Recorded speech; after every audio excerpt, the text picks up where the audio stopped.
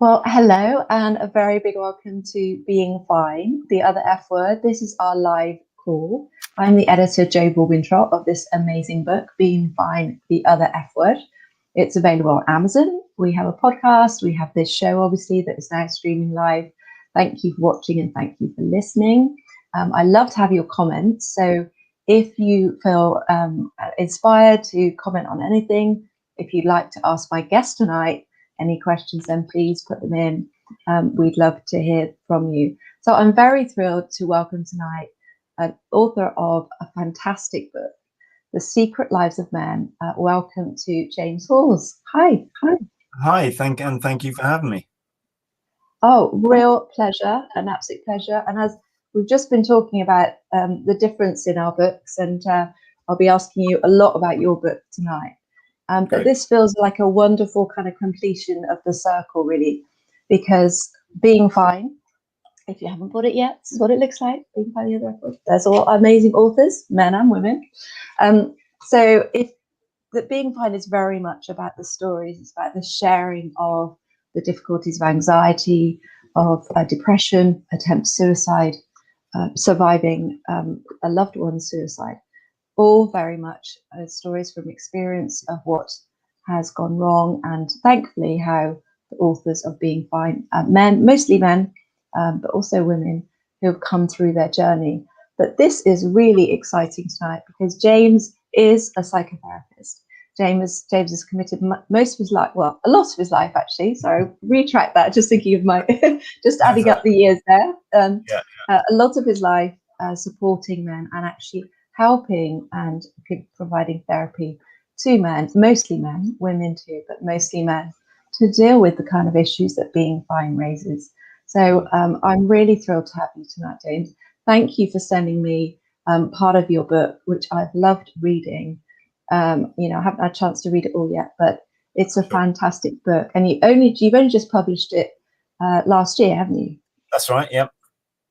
Yeah. So I'll just flash it up here. So The Secret Lives of Men and Keys to Unlock the Mystery. Yeah, I published it last February. It took me quite a long while to write. I think probably at least 7 years and doing my other jobs and that and just getting it finished, but I was really pleased to get it done, and it's been selling very well actually. So I'm very pleased with it. Yeah, the reviews are great, men and women, a bit like our book, actually. It's very interesting and very hopeful, I think, when you see men and women engaging with the book. But it's primarily about men, but obviously it's not, because it's about relationships too, which is a big part of your book. So your book's in 3 sections, and it very much is part of it is just an exploration of what happens to men, but also at the end, and the really meaty bit is obviously a guidance, isn't it, of how to support men. Yes. So I just a little bit of backstory in terms of the book. This book started its journey when I started to give a talk to women, actually, on 10 tips how to understand men, and women were very keen to come to that talk. At the same time, I set up a talk called an MOT for men. No men turned up for that, and kind of what I learned about this is that women do really are interested in reading about men, connecting with men, and they'll come to talks. And but one of the reasons I wrote this book was that what I was discovering in my practice was that female partners or wives were sending or asking their husbands to go to therapy, and these men were sometimes reluctantly coming to therapy, but they were coming. And we would work with some of their emotional stuff, ultimately what I talk about is emotional fitness, helping them to be able to express a broader range of emotions, and basically some of the vulnerable emotions. And so they were going home. They were then starting to express their feelings to their wives or to their partners. And they were the women were saying, "Well, whoa, man up, mate. Gross. I don't want to hear this." And so, kind of what I learned was that actually, if we want men to develop and to to evolve in expressing a wider variety of emotions, especially the vulnerable emotions, then our expectations, women's expectations of men will have to change, as men's expectations of women. So that's kind of, the book is for women and it is for men. And of course, I suspected that perhaps more women might pick up the book, and I think it's probably true. With the hope that men will, be attracted and drawn into it in some way. Yeah, no, totally. It's all part of the conversation, isn't it? And it's all getting us to really question our values, our reactions. Expectations create reactions, right? And that constant, sadly, that loop. One of our reviews, very frankly, that a woman sort of describes the book and says, actually, if I'd read this 10 years ago, it might have saved my marriage. Because sadly, there are so many couples that do sort of separate and go down, and the cliche of not communicating. It sounds such a simple statement to say. Oh, I know we're not communicating, but what can I do about it? But sadly, there's so much more to it, and I've learned from editing this book how complex different stories are. Different men's experience of why they don't communicate. In their mind, they're communicating, and to them, they're communicating, but they're not communicating in the same way. So I think it's a very important book. I just want to throw into this point, and it's something that came up in a talk last week. The Men Are From Mars, Women Are From Venus book was profoundly kind of, important, highly received at the time when it came out. But I personally feel that sometimes books like that actually have a sort of derogatory, if that's quite the word, negative impact, and not helping the situation. That's my own view.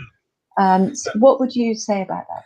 I would agree with you, Jo. I mentioned that book in my book. Actually, I think what it does is it puts men and women in kind of silos. And we're kind of saying this is how a woman is, and this is how a man is, and almost like we can't move. We just get used to it. And I suppose my whole basis is well, no, actually, we can evolve, and men.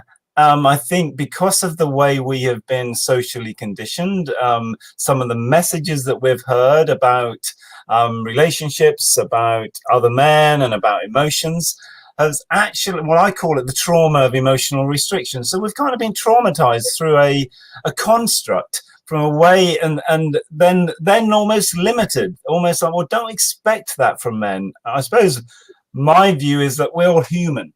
And we're all on a journey of embracing more of our humanity. And if we can, and I don't like to, I don't like this kind of language of, that men need to get in touch with their feminine side. Well, or women need to get in touch with their masculine side. I'm thinking, well, I understand, masculinities and femininities, but the idea of actually we're capable in terms of emotions, both, of course, we as male and female are capable of expressing the whole gambit of emotions, but men has often been limited to kind of anger. That's a kind of where our default is often anger in its different forms. And if you look at women, often women have been conditioned not to be angry and get told off if they get angry. So, and this is conditioning, not allowing us to, be human ultimately. Yeah, I agree. It's interesting sort of hearing you talk, but I think that is fundamentally the part of the first chapter which Kapil Gupta writes about. That actually, we are just humans, and we are a mixture of masculine and feminine energies, and that's very much the focus of his work. And we are both, and sadly, we can focus on one or the other, but we are both. And like you say, the conditioning is, it's been our journey as humans. It's been an evolution. I like to feel that, actually think that we're in a time when we're recognizing we are simply human. Hopefully we're this whole incredible time of our lives is giving us a chance to realize and validate that we are all connected, and we have this fundamental, simple truth that we are simply human. But coming on to a few of the key topics that definitely have been brought up in Being Fine, and definitely have been brought up in your book too. The word shame features quite massively, and the shame and the fear of disclosing. I'd like to ask you a bit about your story in a minute, because psychotherapists, in my experience, generally have a reason for going down that road, and I know you've shared already a little bit with me earlier. But let's just talk about shame, which is, it's, you know, a 5-letter word. It's a word that's been explored in TED Talks. But how does that word feature when you're treating and looking after your male clients? Yeah, I think definitely shame has become a lot more prominent, I think, in my mind and in my work with men. And I think the way that, and I often do want to differentiate, you know, kind of healthy shame and toxic shame, because I think there is a healthy shame in terms of sticking to our value, our internal values.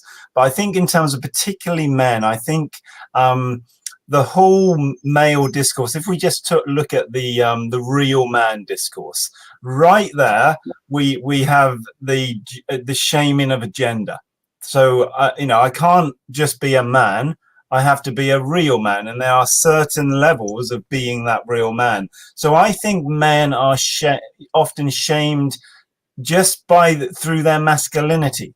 And I think this goes really deep in terms of keeping us hidden, keeping us inside, because the risk of exposure, and especially the risk of, you know, sharing our vulnerable emotions, it traps us. So I often, some of my work is, and I think this is especially useful in groups or men's groups, is what I call de-shaming. How do we de-shame? And we de-shame by being in a group where it's safe. And when one man, I've seen this so often, when one man may have the courage to express something they may never express before in public, something about, you know, an emotion, a vulnerable emotion, you can see all the other men sigh relief and nod along. Yeah, that's me. Yes. And we're all been silenced because we dare not say that, because we risk feeling exposed, humiliated. And I think this goes right back to, you know, I often tell the story of little boys at 6 or 7 on the playground. They very early learn what it is to express, or why they shouldn't express vulnerable feelings when they fall over. And if they dare to cry, that they will be called a girl, a wuss, a sissy, a crybaby. And so shame is right there.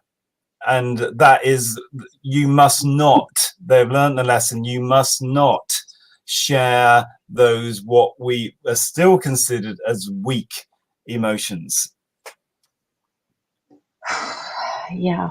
And that's our primary socialization time. That's the time we learn our values, we learn our behaviors, isn't it? And again, it's such a common thread that, you know, was distressing for me to read throughout the book, to really hear that, you know, that conditioning was such an early age. The non-crying, you know, is such a major, you know, horrible, you know, well, untruth of being a child. And a new author coming into our book, actually, he is in his 70s. He very much talks about, and he's a clinical physician, so he is an obstetrician, and he talks, actually, he studied into the power of crying, because, excuse my terrible biology, but where our tear ducts are, they are so close to the part of the brain that releases. And I've forgotten the phrase that I was reading it this afternoon, but actually there's a very powerful correlation between crying and the releasing of that stress. Yeah. And if you've been told, as a 6-year-old boy, for example, and I can think of certainly at least one author who was told not to cry and never did until he was 40.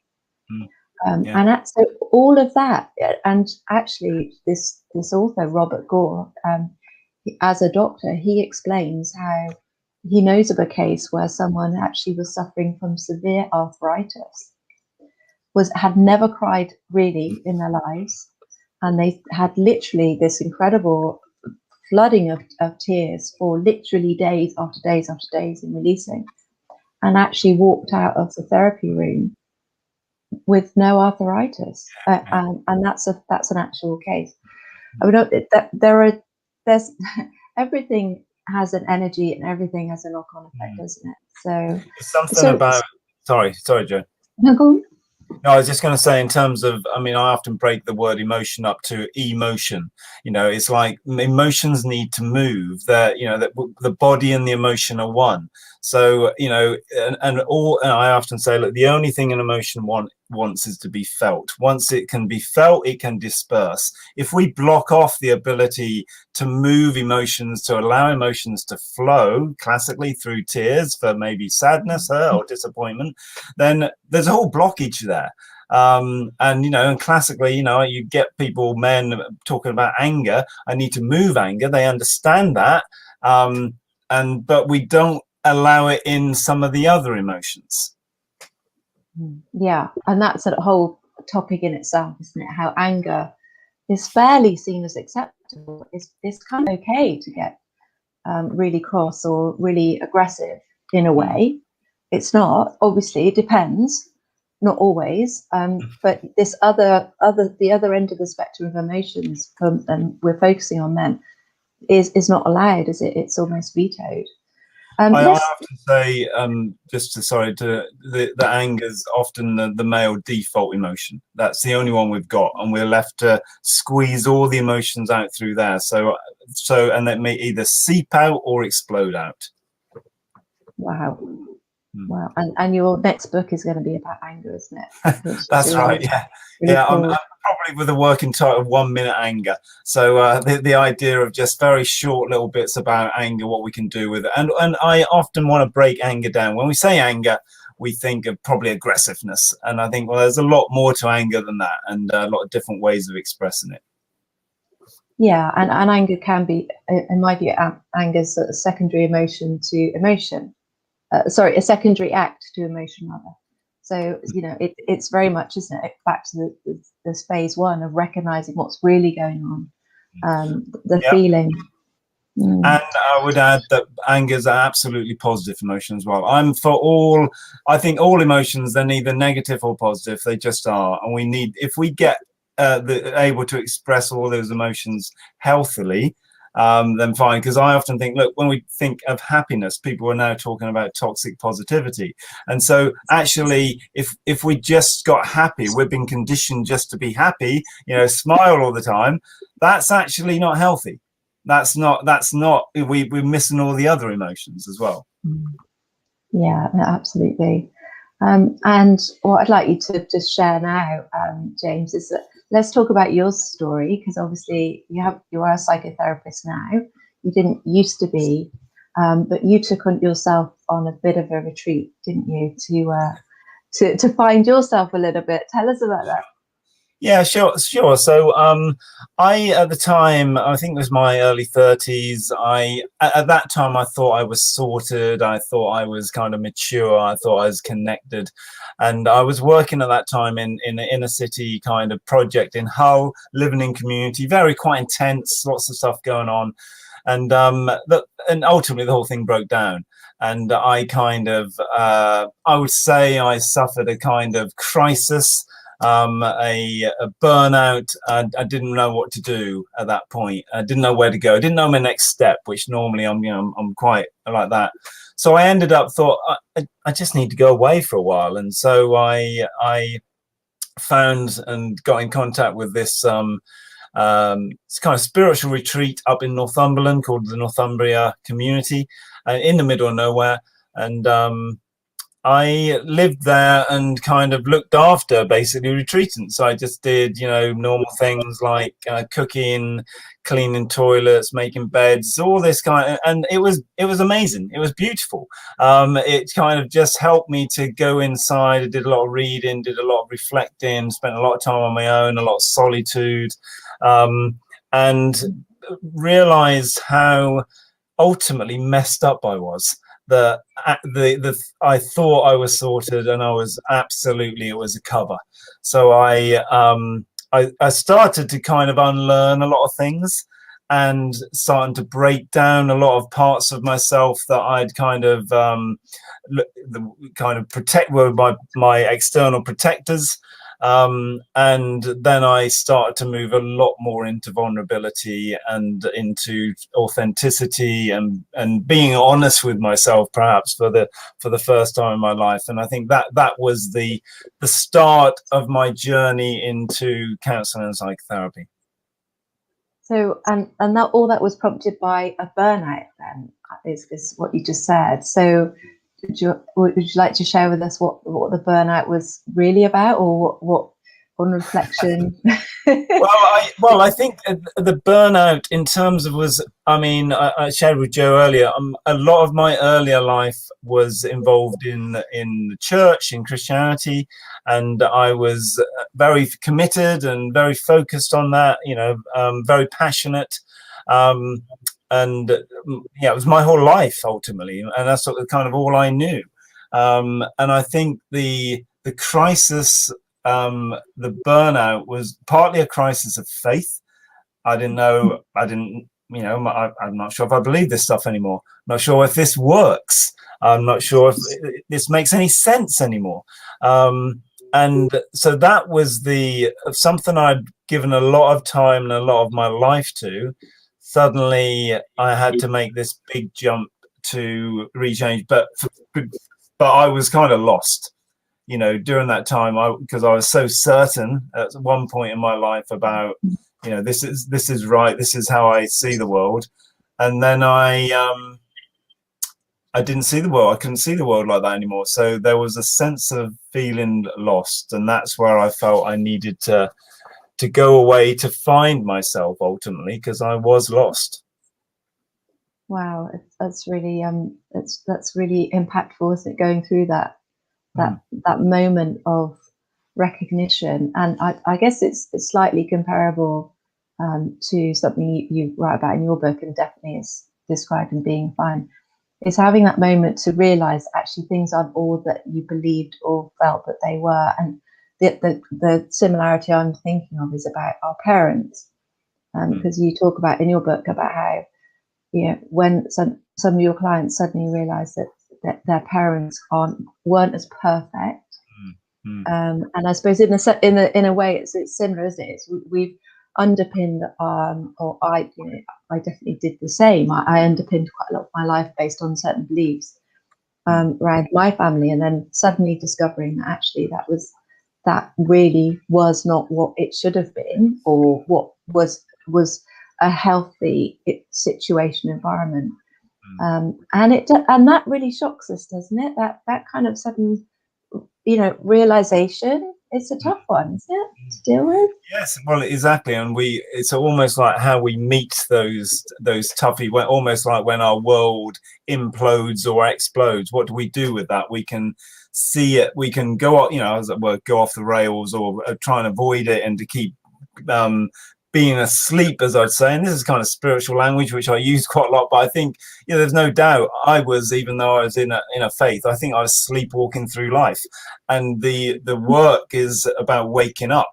But that's scary, and as is growth. It's scary, to grow means change, means examining ourselves, meaning we might absolutely have to leave something that we were passionate about. So I think change is always difficult, and that's why I always think that even for men, when we kind of so much rely, I think one of the often the problems I meet in stopping growth, and I think men have learned very early on, is self-reliance.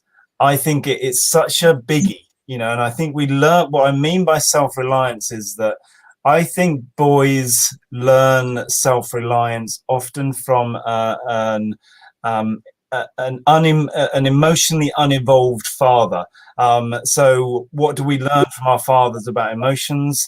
We might hear nothing, or there might be distance. So what we learn is, dad or fathers or men, they don't share vulnerable emotions. So I need to keep them in, and I need to just rely on myself.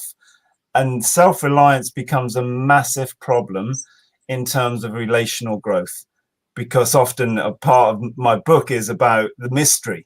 Often people say, oh, women, they're a mystery.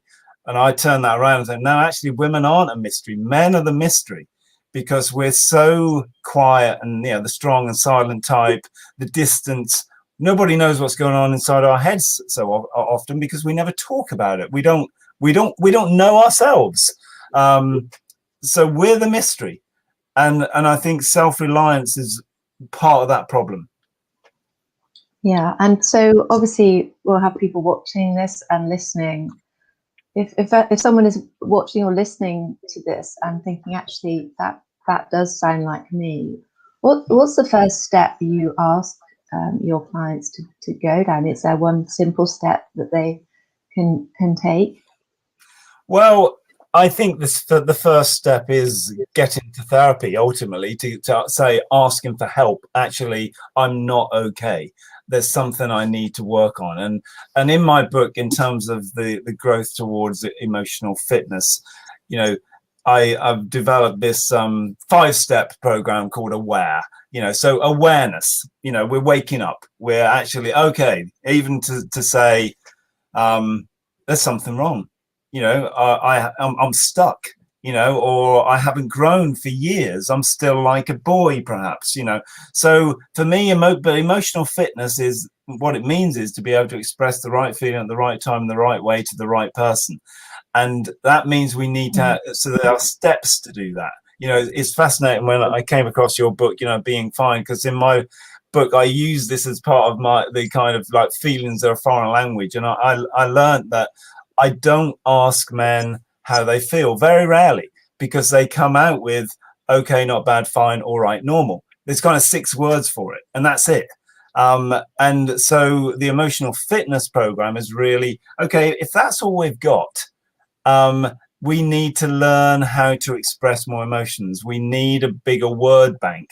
We need to be able to create a safety. Now, I think men are absolutely capable of expressing emotions when we're in the right place, and often when we allow work with our body. I do a lot of body work with men, so we're absolutely capable. But we might need to learn a few more bits of vocabulary. We might need to learn the fitness regime, how to exercise our emotions, how to build emotional muscles, and all that kind of stuff. So that's part of the emotional fitness program.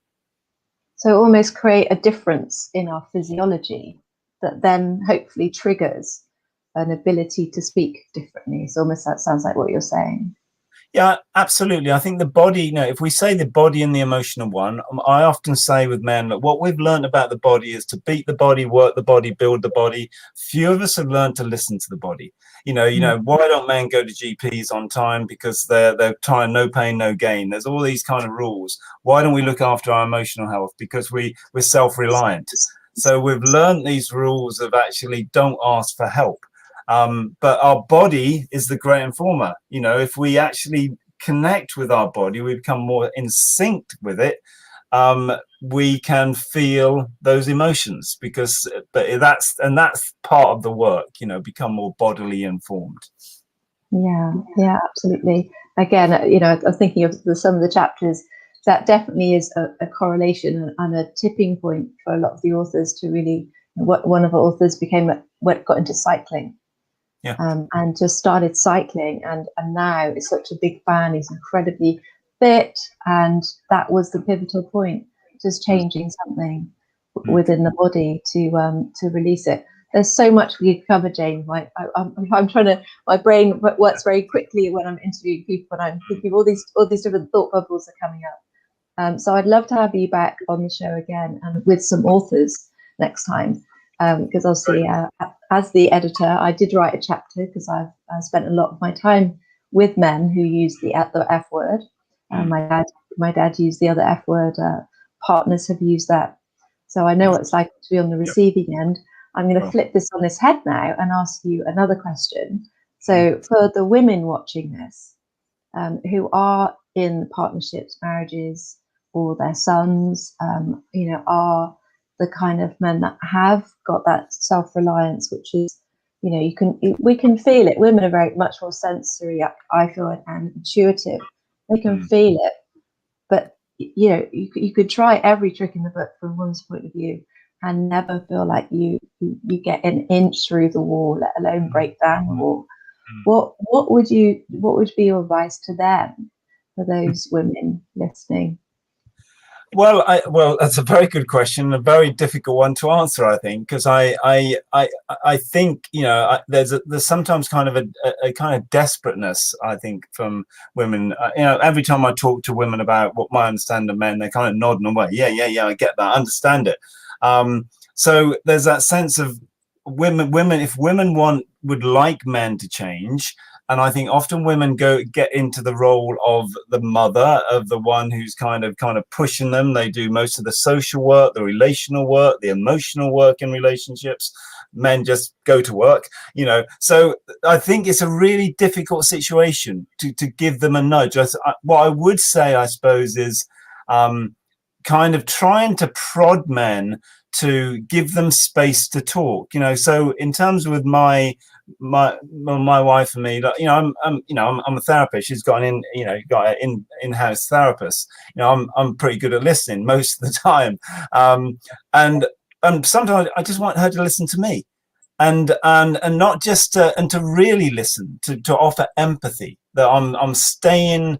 She's going to stay with me. She's going to just, even if I'm not saying anything. And then, because I think knowing that we have that time, because it does take a bit of time, I think, with men, just say, I'm just going to stay with you, and stuff will come. Because I often say, look, I'm almost like, to get myself out of self-reliance, I've really got to know that you really want to listen to me. So I think giving us that time is helpful, not to overparent us, but to kind of give us that time. The other thing I say, of course, about boys and sons is to really, as you've kind of almost said, to be able to say, look, it's to teach that vulnerable emotions are fine. That we're not trying to, and even when my boys were younger, I had at the park, one of the lads fell over. It was a woman who ran up and said, "Oh, don't cry, don't cry." And I'm thinking, hold on, no, cry. He's fell over, he's hurt, he's got pain, he should be crying. So but I think that's where the cultural thing comes. We don't want boys to cry because we don't want them to be bullied. We don't want them to, whatever. But so to be able to foster environments where it's safe enough for boys to express those vulnerable emotions. Yeah, that makes a lot of sense. And obviously, sadly, the figures at the moment for depression with young men is just awful. It's been decreasing, and it's decreased. The numbers have increased, but obviously the situation has decreased horrendously. So I think that's a really good point. But I do know a lot of mothers of sons, especially 15 to 20, early 20s, are really struggling in supporting their sons through this. And obviously, if you've got your sons at university, it must be quite frightening right now, quite worrying to have them not even anywhere near. Well, it's been an amazing session, James. Thank you so much for coming on and talking to me tonight. Pleasure. It's been really good. I hope you've enjoyed watching and listening. If you haven't already, and I know the sales have been amazing of your book, so have a look at James's book. It's The Secret Lives of Men, for men and women, as is being fine, obviously, because I think we're about 50-50 with our reviews now, 50% women, 50% men. Yeah. Really interesting. And obviously, it doesn't even say men on the cover, but it's the power of a cover, really. These are really important conversations. Like I say, let's have you back again. Let's get a couple of the authors on board as well, if you're happy to. And we can really talk about this. I feel like that they're talking about the whole array of emotions, and how to get out of that self-reliance. That needs to be a TED talk, James. Really, when are you doing that? I'm working on it. Good to hear. Good to hear. I look forward to seeing it. Right. Okay, well, thank you so much for joining us from Nottingham, James. Great to see you. Thank you. Thanks for having me. Oh, brilliant. That's been really interesting. And like I say, there's so much, it's such a big subject. So really great to share it with you. Thank you for watching and listening. If you haven't already, let's join us on the Facebook group, Being Fine Book. And obviously you can buy the book from Amazon. I will be back next week, and I will be back at 7 o'clock on a Wednesday, which is our normal time for live streaming. But thank you very much. I'm Jo Baldwin Trott, and I will see you again. Take care. Bye.